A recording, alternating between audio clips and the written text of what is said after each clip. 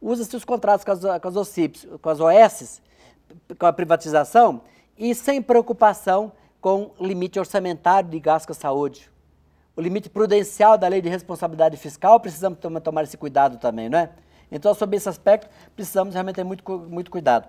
O contrato deve ser muito bem elaborado, deve ser democrática, deve ser clara, deve ser dentro da lei de licitações, para que aquele prestador de serviço também tenha segurança que ele não terá interferência do agente público, do agente político, que eventualmente queira tirar vantagem. Isso é muito clientelismo, nós temos uma prática muito nefasta num passado até que não é remoto, próximo ainda.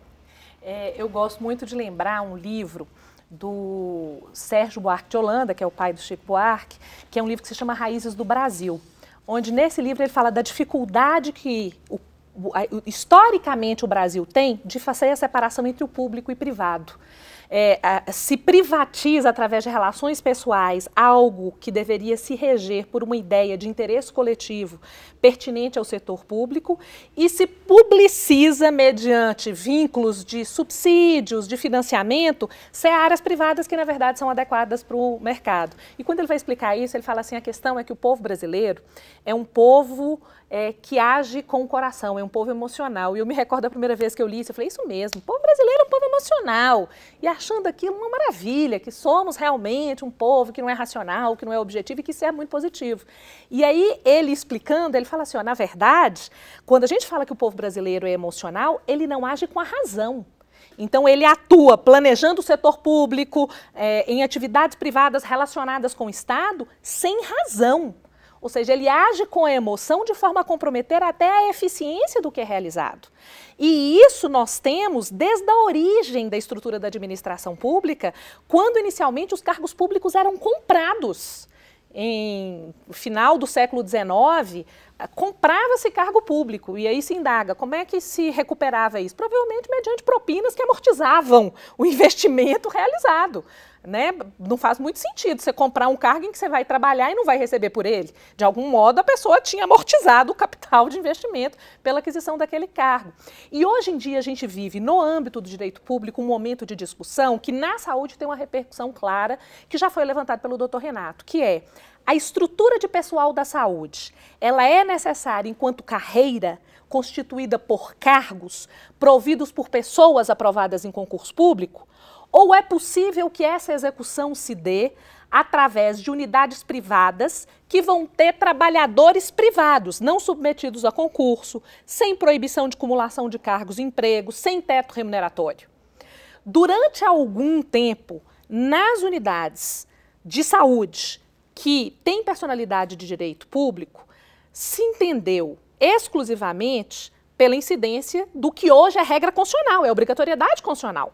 Que se faça concurso, que a pessoa seja provida num cargo, que 3 anos depois de aprovada, no período de estágio probatório, adquire estabilidade, que se submeta às regras constitucionais e daquela esfera da federação em que se insere a unidade a cuja estrutura de pessoal aquela pessoa se vinculou. Só que hoje, e aí do ponto de vista acadêmico, ignorando que a gente tem uma regra constitucional, é como se a gente estivesse falando agora, hipoteticamente, à margem do direito, surge uma corrente forte que fala o regime de carreira constituída por cargos efetivos, em que as pessoas são providas mediante concurso público, que é o chamado regime estatutário, não é o melhor para boa parte das atividades do Estado. Por quê? Porque ele tem uma inflexibilidade que não seria compatível com o mundo contemporâneo. Seria preciso que se te desse mais celeridade.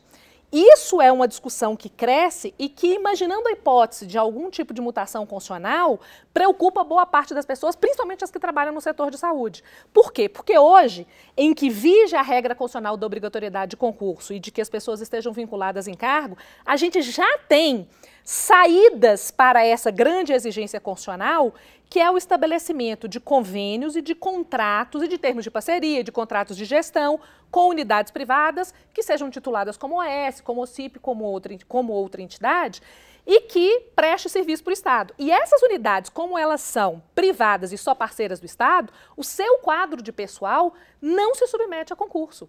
Não tem cargo público, são trabalhadores privados. E o Supremo Tribunal Federal ainda não definiu, na ação direta de inconstitucionalidade 1923, se ele considera inconstitucional que um serviço de saúde que poderia ser prestado pelo Estado com estrutura de pessoal, concurso, cargo público, etc., ser prestado livremente por entidades do que se constitui o chamado terceiro setor. O Supremo ainda não definiu, não concluiu o julgamento da 1923 no mérito, definiu eliminar, mas não definiu o mérito, para estabelecer se isso é livre e possível. Mas o que a gente percebe, quem trabalha nessa área, é que há um movimento assim, olha, esse rigor constitucional todo não é bom. E isso é algo que preocupa quem trabalha sob uma perspectiva de eficiência estatal, porque soa meio teratológico. Para que então que a gente pôs uma regra constitucional tão rigorosa se nós vamos começar a achar saída pela direita com o CIP, com o OS, em que eu acabo com teto remuneratório, com exigência de concurso, com proibição de acumulação de cargos, com regra de licitar? Não faz muito sentido. Para que tanto rigor constitucional se no fundo nós vamos falar que todo mundo pode virar um vínculo privado que só passa por um procedimento licitatório na hora de estabelecer com o Estado? Então, a reformulação do setor de saúde nessa seara, ela ainda não teve, a meu ver, uma compreensão de densidade e profundidade, da amplitude do que nós já estamos fazendo e da perspectiva que novas teorias acadêmicas podem refluir e ter como consequência na realidade do Estado a partir de um determinado momento. E eu acho que a gente precisa refletir muito antes de fazer essas mudanças.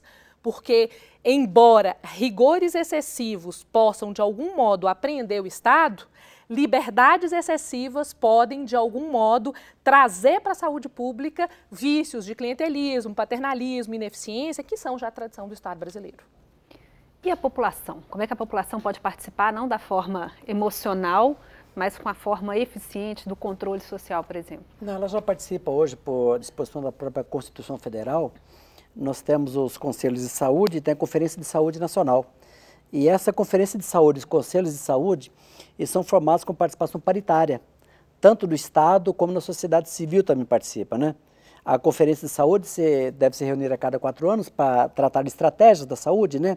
E os conselhos nacionais, estaduais e municipais de saúde que tratam a temática também. Então aí já temos a participação do Estado, dos municípios, da sociedade civil como toda tentando participar. Então, por própria disposição constitucional, e a Lei 8.142 também expressamente instituiu a Conferência de Saúde e os Conselhos de Saúde nível estadual. Nós temos também, de outro lado, precisamos pensar a audiência pública.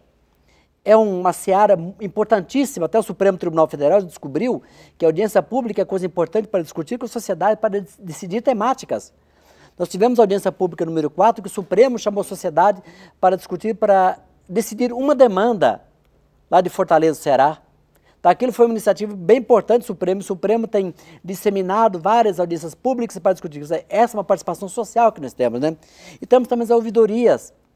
As ouvidorias também são extremamente importantes para que a sociedade possa chegar, possa reclamar, que as ouvidorias são, na verdade, o elo de ligação entre o cidadão, ou seja, a pessoa não gosta de falar cidadão, que se pensa que saúde depende para o cidadão, não fala as pessoas, né? População em geral, né? Que fala cidadania, às vezes tem aquela preocupação, o que é cidadania, até que ponto vai, quem é o cidadão, né? Que teria os direitos, então, para todas as pessoas, né? Então, as pessoas têm a ligação com a ouvidoria e com o poder público. Então, a população tem possibilidade de participação. Se isso é bem estruturado, mal estruturado, não sei. Isso é um problema administrativo, mas nós precisamos pensar o seguinte: se nós temos um SUS, o SUS tem problemas? Sim, tem problemas sérios, sim. Mas o SUS é uma sistemática importantíssima. Isso é uma novidade, é uma coisa extraordinária para o mundo inteiro e precisamos trabalhar para melhorá-lo. Precisamos descobrir os defeitos dele para melhorar. E a sociedade já está participando, sim.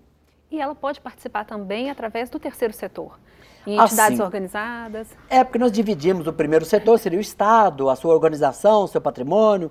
O segundo setor, que são as empresas privadas, que buscam lucro, né? E o terceiro setor são aquelas entidades privadas também, mas são sem fins lucrativos. São as organizações sociais e as organizações da sociedade civil de interesse público, né? Elas sim são modo de participação democrática também, né? Elas precisamos saber a criação delas. É necessário que o Estado tenha certo cuidado também com as chamadas OCIPs. Que o Estado tem que tomar cuidado para que não permita, que não participa da criação da própria OCIP, né? Que a OCIP deve ser privada. Ela tem que demonstrar uma capacidade técnica para trabalhar. A partir desse momento, ela poderia ser parceira do Estado. Mas o Estado não pode criar a OCIP exatamente para desvio orçamentário, eventualmente, até para fugir da questão da responsabilidade fiscal de gastos. Que quando o Estado realizar gastos com o CIP, com a OS, ou com um parceiro privado, ele não joga aquela despesa como sendo despesa de pessoal. Ela é uma despesa, mas ela acaba sendo despesa de pessoal. Então, às vezes, por falta de organização, de auto-organização do Estado, ele tenta usar. Pode ser de boa fé? Sim, muitas vezes se pretende, não consigo mais, que meu limite orçamentário não permite contratar mais servidores para a saúde. Mas o problema não é esse, eu não posso tentar infringir a lei de boa fé. Infringir a lei para o bem. Quando eu permito que se infrinja a lei para o bem, eu permito também que se infrinja a lei para o mal também. Então esse freio precisamos ter. Então mudemos a lei, mas precisamos ter exatamente esse cuidado nessa participação. É curioso que o terceiro setor, ele surge com o qualificativo de setor público não estatal. Na verdade, seria um espaço em que o Estado poderia confluir esforços com esforços surgidos da sociedade, muitas vezes unidades já de tradição antiga no Brasil, como é o caso da Santa Casa de Misericórdia, e com essa confluência de esforços, o Estado participando com dotações orçamentárias, com algum tipo de investimento de bens móveis e imóveis, até mesmo com a cessão de servidores, ele atuaria incrementando essas unidades, fruto de iniciativas da sociedade, na prestação do serviço de saúde. É uma ideia que, do ponto de vista abstrato, ela é extremamente positiva. E por que ela é positiva? Porque, na verdade, nós não estamos onerando o Estado com a criação de novas estruturas, novos órgãos, com gastos que são significativos, e mais, o Estado está apoiando iniciativas privadas, no sentido da sociedade, que são positivas. No momento em que se normatiza isso, é preciso algum tipo de cautela, porque uma ideia boa pode ter uma execução ruim. E o importante do terceiro setor é que ele seja capaz de complementar a atuação do Estado sem se tornar, como diz bem o doutor Renato, uma forma de desvio de verba pública. Para isso, alguns cuidados têm que ser tomados. É preciso que a entidade privada não tenha fins lucrativos. É preciso que a entidade privada tenha uma experiência anterior. No estado de Minas Gerais, a gente não tem um modelo de organização social, a gente tem um modelo de OCIP. E a Lei 14.870, ela é extremamente positiva e evolutiva em relação até mesmo ao tratamento federal dado à matéria, na Lei Federal 9790, e ao tratamento dado por outros estados. Porque aqui no estado de Minas Gerais, o artigo 7º, inciso 4º, por exemplo, fala que a qualificação de uma entidade como OCIP depende de documento que comprova experiência mínima, no mínimo com 2 anos de antecedência. As atividades de saúde deverão ser gratuitas. A gente busca, de algum modo, na legislação mineira, evitar que, através do OCIP, se deem privilégios desarrazoados. E isso, provavelmente, com base na experiência. Por quê? Porque as primeiras experiências, até mesmo em outras esferas sobre essa matéria, demonstraram o risco do setor público não estatal significar desmantelamento do Estado. Então, em vez de você valorizar iniciativas da sociedade positivas, aumentá-las e Estado e sociedade seguirem atuando juntos, você acabava com a estrutura do Estado, transformava aquilo em estrutura privada e sumia com exigências rigorosas constitucionais como licitação, concurso, etc. O que de fato não é incrementar a atividade, não é um setor público não estatal, é uma privatização.